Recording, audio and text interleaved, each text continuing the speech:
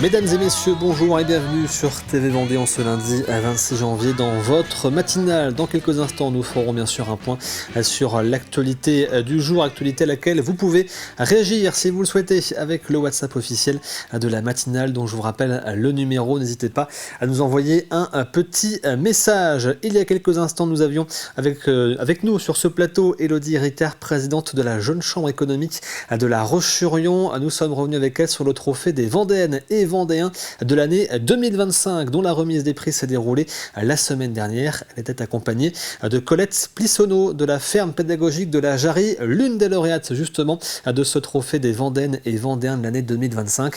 Interview que vous pouvez désormais retrouver sur tvvendée.fr et sur la chaîne YouTube TV Vendée Actu. On regarde maintenant ensemble votre météo pour aujourd'hui. Si on commence avec ce matin, et prudence si vous devez circuler en Vendée ce matin puisque le brouillard est présent notamment dans les terres. Sur le littoral, c'est une alternance entre éclaircies, nuages et averses. Comptez 0 à 3 degrés pour la matinée. Dans l'après-midi, le ciel vendéen va s'assombrir avec de nombreux nuages qui seront présents et la pluie qui se fera plus conséquente sur le littoral. Les températures seront néanmoins plus douces avec 9 à 11 degrés. Et en parlant de météo, on va justement aller faire un petit tour d'abord à Maillezais avec cette image en direct de l'abbaye de Maillezais dans le brouillard, justement dans la brume, donc dans le sud du département. Très belle image donc de l'abbaye de Maillezais ce matin. Et puis on a une autre image à vous montrer, direction Tiffauges, avec ce magnifique lever de soleil au-dessus de Tiffauges et du château de Tiffauges que l'on voit au premier plan. On aura d'ailleurs l'occasion de reparler de Tiffauges ce matin, puisque demain, Marion Blanchet dans Trésors cachés vous emmène du côté de Tiffauges, non pas au château, mais à la découverte des trésors cachés du lit de la rivière La Crume. Nous en reparlerons. On regarde maintenant les horaires des marées en ce lundi. On commence du côté de la Tranche-sur-Mer avec une première basse mer qui était cette nuit à 3h33. La prochaine sera donc à 15h59. Première pleine mer prévue à 9h48. La suivante à 22h30, coefficient du jour de 59 à 54, coefficient identique dans le nord-ouest du département au niveau du passage du Gois, où la première basse mer était à 3h42, la suivante est prévue pour 16h07, la première pleine mer est à 9h08 et la suivante ce sera donc à 21h37. Le soleil, lui, se lève donc ce matin à 8h35, il se couchera ce soir à 18h et nous fêtons aujourd'hui les Pauls. Bonne fête donc à tous et petit clin d'œil bien sûr à Paul Deswatines, notre journaliste en charge des sports ici à TV Vendée, que nous retrouverons tout à l'heure avec le journal des sports. Il est temps maintenant de faire un nouveau point sur l'actualité de ce lundi 26 janvier. Voici le journal.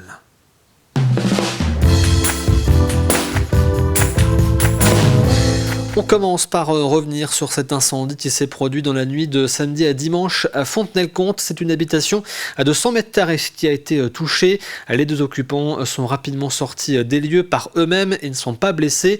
36 sapeurs-pompiers ont été mobilisés pour venir à bout des flammes. Un immeuble mitoyen a dû être évacué par mesure de sécurité le temps que l'incendie soit maîtrisé. Le département compte 13 ports de pêche et de plaisance. Ils sont tous sous la responsabilité du conseil départemental qui assure notamment les investissements nécessaires à leur fonctionnement, mais délègue la gestion à des concessionnaires locaux. Depuis le 1er janvier, la gestion du port de pêche et du port de plaisance de Saint-Gilles-Croix-de-Vie a été confiée à un acteur unique, la SEM des ports. Auparavant, deux concessionnaires géraient distinctement les deux ports. Désormais, il n'y en a plus qu'un seul acteur avec pour objectif de centraliser les moyens et renforcer l'offre notamment pour les pêcheurs avec un investissement prévu de 16 millions d'euros. Reportage d'Élise Blanchard. À Saint-Gilles-Croix-de-Vie, le port est bien plus qu'un point d'amarrage. C'est le cœur battant de la ville et de son activité maritime. En Vendée, 13 ports de pêche et de plaisance structurent le littoral et l'économie locale. Depuis le 1er janvier 2026, une nouvelle étape s'ouvre avec une gestion unifiée du port confiée à la SEM des ports du pays de Saint-Gilles-Croix-de-Vie. Objectif, mutualiser les moyens et investir pour l'avenir. Pour nous, ce projet il était important pour plusieurs raisons. D'abord parce que on va avoir un nouveau gestionnaire qui va gérer à la fois le port de pêche et le port de plaisance, ce qui n'était pas le cas avant puisqu'on avait deux structures différentes. Et puis parce que on voulait qu'elle continue d'être gérée au plus près du territoire en fait, par les élus du pays, avec un conseil d'administration qui représente des marins pêcheurs, des plaisanciers, des entreprises locales. Donc en fait, la première importance pour nous, elle était que la gestion puisse rester une gestion locale local. C'est difficile aujourd'hui de faire vivre la pêche, c'est difficile de faire vivre la plaisance et l'idée c'était vraiment que ça reste au plus près du pays en fait. Avec plus de 16 millions d'euros engagés, ce projet vise à moderniser les infrastructures, renforcer la sécurité et rapprocher encore davantage le port de la ville. On connaît notre port de plaisance, donc en fait on a fait une offre qui va permettre de mutualiser tout ça, qui va aussi permettre de faire de nouvelles infrastructures là où il faut en faire de nouvelles, par exemple dans notre port de plaisance, qui va aussi permettre de soutenir la filière pêche qui en a besoin, et puis qui va aussi permettre à la ville de travailler sur tout l'aménagement autour de ces ports, sur les cheminements piétons, sur les cheminements doux, sur les pistes cyclables. Voilà, l'idée c'est vraiment aussi d'ouvrir le port sur la ville et d'en faire un lieu de promenade en fait. Le nouveau concessionnaire va devoir continuer à investir, à entretenir et à faire vivre ce port, que ce soit auprès de nos touristes qui ont leur bateau, ou bien sûr c'est autour de cette activité importante pour la Vendée qu'est la pêche. Ce nouveau concessionnaire va entretenir le port pendant 20 ans. Avec ce projet, le port de Saint-Gilles-Croix-de-Vie se projette dans l'avenir avec une gestion unifiée des investissements ciblés pour préserver ce rôle économique maritime et son lien essentiel avec la ville. Et c'est dans un port breton, cette fois-ci à Brest, que Thomas Coville et son équipage ont été célébrés hier. Ils ont bouclé à bord de l'ultime Sodebo 3 le trophée Jules Verne, établissant un nouveau record pour ce tour du monde à la voile. En 40 jours, 10 heures, 45 minutes et 50 secondes, ils effacent ainsi l'ancien record détenu depuis 2017 par Francis Joyon, et qui était de 40 heures, 23 heures et 30 minutes. C'était la 3e tentative de Thomas Coville sur le trophée Jules Verne. Nous l'écoutons tout à l'heure dans le journal des sports.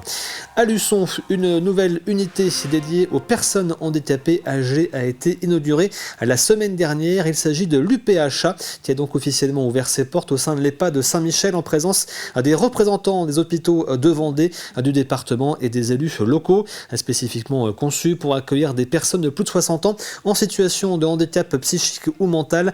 Cette unité propose un cadre de vie sécurisé avec 11 chambres permanente, une chambre temporaire et une équipe pluridisciplinaire. L'UPHA vise à concilier accompagnement médical, autonomie et vie collective. Un reportage de Cyril Dier.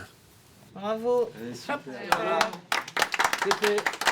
Les hôpitaux de Vendée poursuivent leur engagement en faveur d'un accompagnement adapté et inclusif avec l'inauguration de cette unité, une première sur le secteur.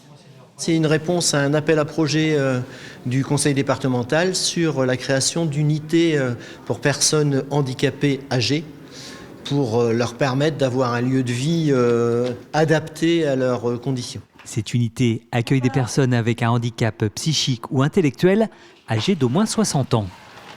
Ça permet aux résidents qui viennent du domicile, de d'autres structures, d'intégrer l'EHPAD en douceur, d'éviter les ruptures de parcours et aussi de maintenir ce qu'ils ont l'habitude de faire sur l'extérieur, des activités, des rendez-vous, voilà, d'être autonome et d'être un peu comme à la maison avec la sécurité d'une structure. Pour accéder à cette UPHA, les résidents doivent être autonomes et indépendants. Même si un accompagnement est prévu avec une psychologue, une monitrice éducatrice, des aides-soignants et une animatrice. Sur toute l'unité, il y a de la cuisine, il y a des activités alors dans le salon, de la console, on regarde aussi des DVD, il y a du sport, on va à la bibliothèque, on fait des sorties achats, des sorties dans des parcs, dans les zoos, voilà, sur le département ou sur les départements voisins. On s'adapte à ce qu'ils ont envie et à leurs demandes. Et pour ce qui est des repas, là aussi, ils sont autonomes. Ils peuvent eux aussi manger tout seuls, prendre leur plateau et aller manger dans la cuisine, comme inviter du monde à partager un temps de repas ou de goûter. Voilà. C'est un lieu qui reste ouvert, un lieu convivial et ils l'utilisent un peu comme ils ont envie. Cette unité, implantée au cœur de l'EHPAD Saint-Michel, propose 11 lits en hébergement permanent et 1 en hébergement temporaire.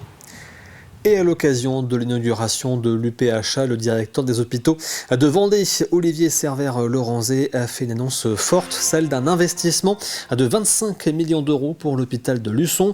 Un investissement conséquent qui doit permettre de renforcer l'offre de soins et offrir un meilleur cadre de travail pour le personnel et un meilleur accueil pour les patients. Nous l'écoutons.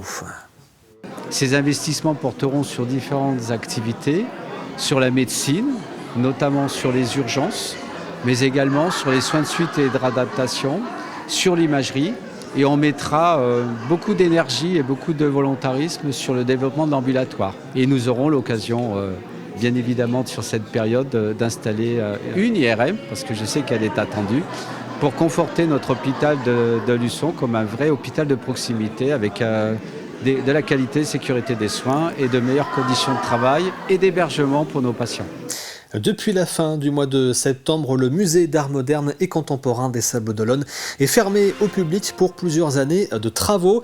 Mais en coulisses, l'activité reste intense. Les agents du musée sont aujourd'hui mobilisés sur une mission essentielle, le conditionnement des œuvres. Près de 11 000 pièces doivent être répertoriées, vérifiées, puis soigneusement emballées afin d'être protégées avant leur transfert prévu au printemps vers un centre de conservation.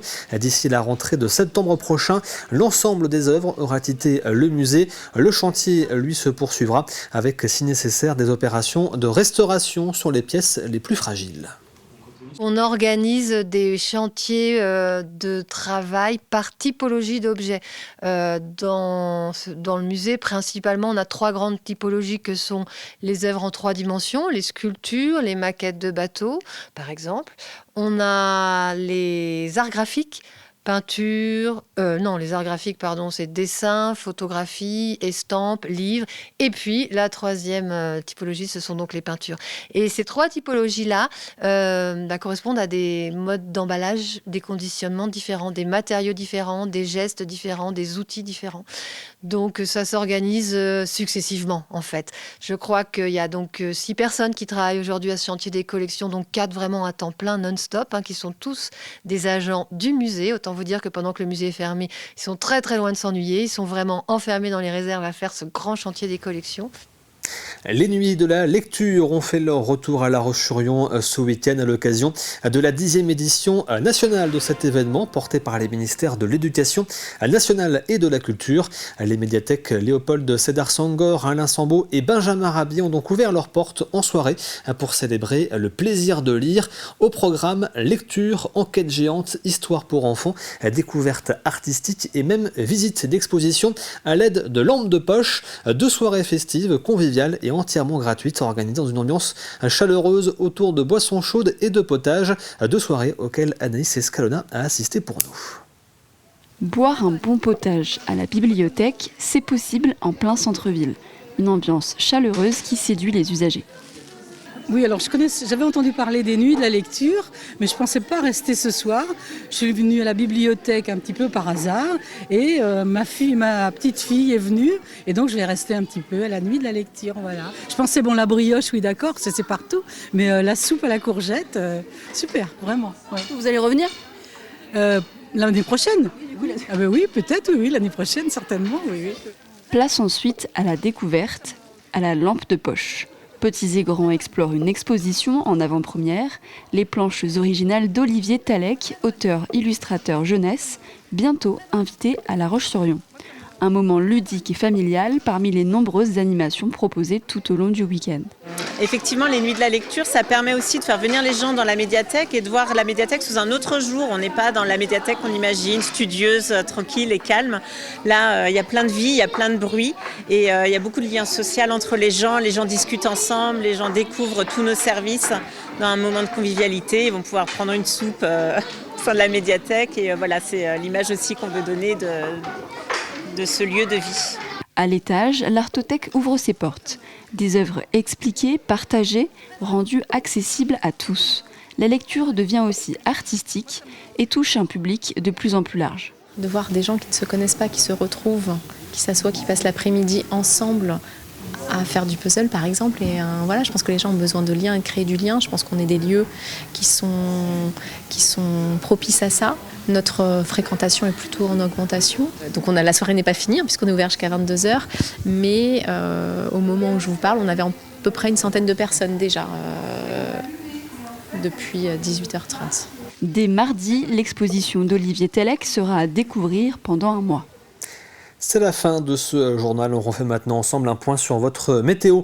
En ce lundi 26 janvier, on commence avec la météo donc de ce matin.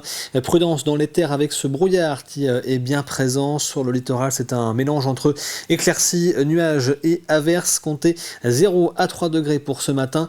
Dans l'après-midi, le ciel va s'assombrir sur l'ensemble du département avec notamment des pluies attendues sur le littoral vendéen. Comptez cette fois-ci à 9 à 11 degrés.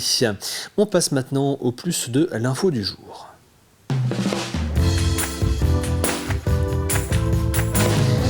Et dans le plus de l'info ce matin, nous revenons sur l'activité du tribunal judiciaire des Sables d'Olonne à l'occasion de son audience de rentrée qui avait lieu début janvier. Retour donc sur l'exercice 2025 et présentation des principaux actes de travail pour l'année 2026.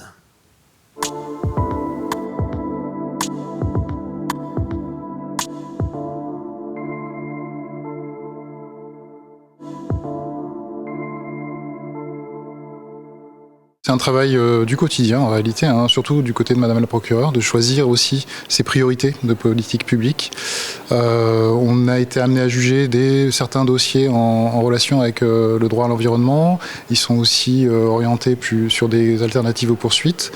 Au niveau civil, pour rester sur le cœur de métier civil, on a un certain nombre de contentieux aussi liés à des terrains qui peut-être auraient pu être exploités comme décharges ou pollués, sur lesquels on va construire des maisons qui sont pas qui vont forcément, ça va poser problème pour les propriétaires.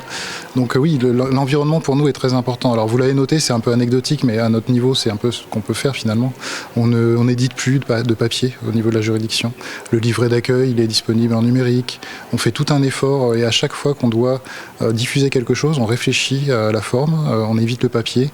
On évite aussi trop de stockage informatique parce qu'il y a des enjeux. Donc c'est vraiment un travail du quotidien en réalité de réfléchir à l'environnement et à ses impacts. On a des sites qui sont classés où les constructions, il ne peut pas y avoir de construction. Donc il faut quand même qu'on soit attentif à tout ça, puisque c'est mettre aussi en péril des personnes si on accueille du public sur une zone où on ne pourrait pas en accueillir dans un établissement qui ne serait pas prévu à cet effet. Donc bien évidemment, vous allez voir de plus en plus de dossiers de cette nature parce qu'on a augmenté déjà notre vigilance et puis on veut aussi expliquer aux gens, voilà, si vous ne respectez pas, si vous ne retirez pas la construction, si vous n'êtes pas en conformité avec la loi, eh bien vous passerez à l'audience et c'est un juge ou des juges qui viendront vous dire oui, il faut enlever votre l'établissement ou le bâtiment. Forcément l'expérience de chef de juridiction puisque c'était mon premier poste et puis le dynamisme que j'ai pu voir en Vendée, c'est vrai que j'ai été extrêmement impressionnée par tout le maillage territorial. On voit qu'il y a quand même une réelle solidarité entre les uns, les autres, dans la construction des manifestations et je ne pense pas uniquement Vendée Globe, je pense vraiment à toutes sortes de choses où on voit l'implication aussi des associations puisque dans le cadre des CLSPD, donc ce sont des comités où on retrouve les gens des municipalités, des associations, enfin un certain nombre de partenaires, police, gendarmerie. Et donc on a des vrais sujets de prévention. Voilà, on aborde des questions de prévention. Et j'ai trouvé en tout cas une grande richesse au niveau de la Vendée parce que les sujets sont évoqués, abordés et des solutions sont recherchées. Donc ça, j'ai beaucoup apprécié le dynamisme de cette région et de ce ressort. Et voici donc pour ce plus de l'info consacré à l'activité du tribunal judiciaire des Sables d'Olonne. Il est temps maintenant, comme tous les lundis, de faire un point sur l'actualité sportive du week-end.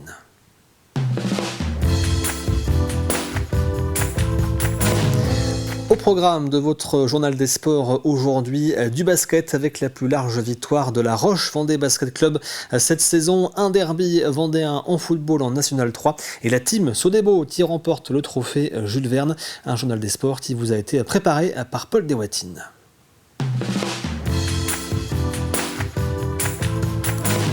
C'est l'heure de votre journal des sports, on fait le tour des résultats du week-end en Vendée.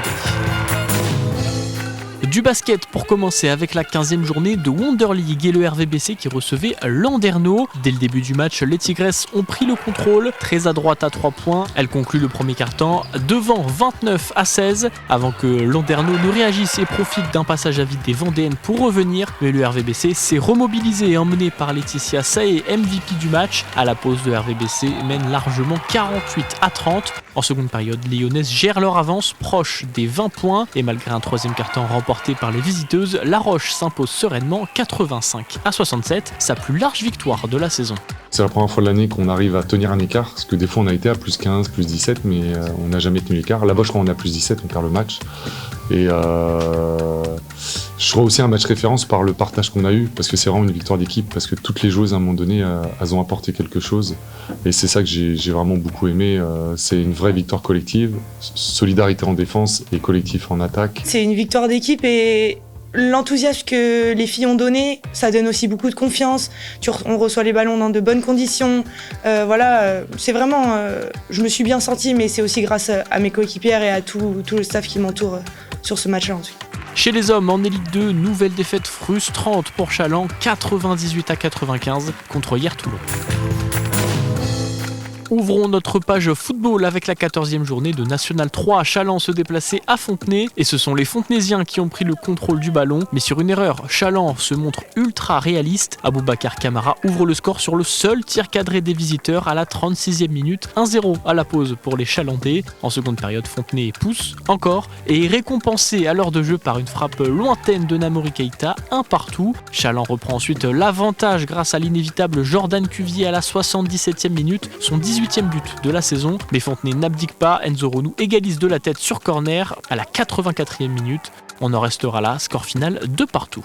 On se doit, chaque match, on se doit de au moins gagner le rapport de force. On a été un petit peu en difficulté sur ce domaine-là. Et après, c'est effectivement des attitudes. On est invaincu, tout le monde a envie de nous taper et tout le monde a envie de nous croquer. Si nous, on n'a pas la bave, si on n'a pas envie de mordre, il faut qu'on reste chez nous en fin de compte. Donc il y a des joueurs, à un moment donné, il faut qu'ils se bougent le cul. Sinon, à un moment donné, je les sortirai du groupe. C'est un peu là où se situe le regret. En fait, on a eu une possession assez incroyable, et notamment sur le début de la deuxième mi-temps, et que le fait d'avoir égalisé nous permet aussi de continuer à avancer. Évidemment, on aurait aimé être les premiers à les faire tomber. Je pense qu'on n'était pas loin. En National 2, La Roche s'est imposée 2-1 contre la réserve de Lorient, tandis que les Herbiers s'est lourdement incliné 3-0 à Saumur. Un mot de voile avant de conclure ce journal des sports. Thomas Coville et son équipage Sodebo Ultime 3 ont battu le record du trophée Jules Verne en 40 jours et 10h45. Jusqu'à il y a 24 heures, avec cette tempête Ingrid, on n'était pas sûr de pouvoir finir, on n'était pas sûr de pouvoir battre le record, on était concentré, focus et dans dans un autre monde. C'est presque difficile de réaliser qu'on a enfin réussi le projet collectif qu'on cherchait depuis tant d'années. C'est la fin de ce journal des sports. Ne manquez pas 85 chrono ce lundi à 18h45, 35 minutes de direct avec invités et chroniqueurs pour revenir sur l'actualité du sport vendéen ce week-end. Merci Paul Deswatines donc pour ce journal des sports et vous retrouvez également aujourd'hui l'entretien sport avec le champion de France du 400 mètres S Simon Deschamps pour sa rentrée au meeting de Nantes et à noter la belle performance d'un autre athlète vendéen ce week-end, le Lyonnais Romain Mornet qui a battu le record de France du 2000 mètres en salle alors qu'il courait aux États-Unis à Boston, un nouveau record établi donc en 4 minutes 55 secondes et 54 centièmes. On passe maintenant à l'extrait du jour.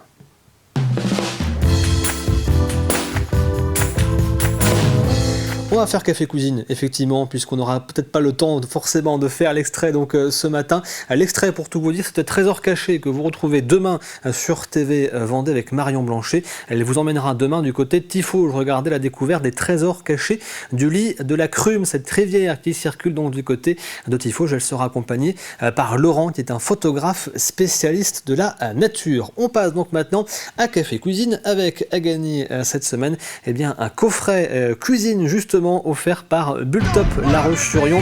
Et voici la question donc de cette semaine. Qui a donné un concert, quel pianiste a donné un concert à la chapelle du Bois-Tissando aux Herbiers le 15 janvier dans le cadre du festival Ma Région Virtuose? Et voici le premier indice de la semaine. Ce musicien est originaire de l'ouest de la France et a fait ses études musicales à Paris avant de devenir pianiste et compositeur. Je répète, ce musicien est originaire de l'ouest de la France et a fait ses études musicales à Paris avant de devenir pianiste et compositeur. Vous avez jusqu'à vendredi midi pour tenter votre chance. Vous connaissez bien sûr le principe. Maintenant, rendez-vous sur tvvendée.fr, rubrique le jeu de la matinale. Vous retrouvez la question de la semaine et l'ensemble des indices jour après jour et tirage au sort parmi les bonnes réponses. Et bien vendredi après-midi. J'en profite d'ailleurs pour dire bravo aux 10 gagnants. Je vous le répète, 10 gagnants de la semaine dernière. Il y avait 10 lots de 2 places à gagner pour le spectacle Flagrant Délire joué par les Baladins de la Médecine à la fin du mois de janvier. 10 gagnants, donc bravo à eux. Ils seront bien sûr contactés aujourd'hui pour pouvoir récupérer leur place. On cherchait la semaine dernière le nom d'un skipper qui tentait de battre le record du trophée Jules Verne. Vous l'aurez bien sûr deviné. Il s'agissait bien évidemment de Thomas Coville dont nous parlions il y a quelques instants. C'est la fin de cette matinale. Merci à vous de l'avoir suivi. L'actualité revient bien sûr à 12h30 avec le journal présenté par Aurélien Huard. Quant à moi, je vous retrouve demain, même lieu, même heure. Très bonne journée à toutes et à tous devant TV Vendée.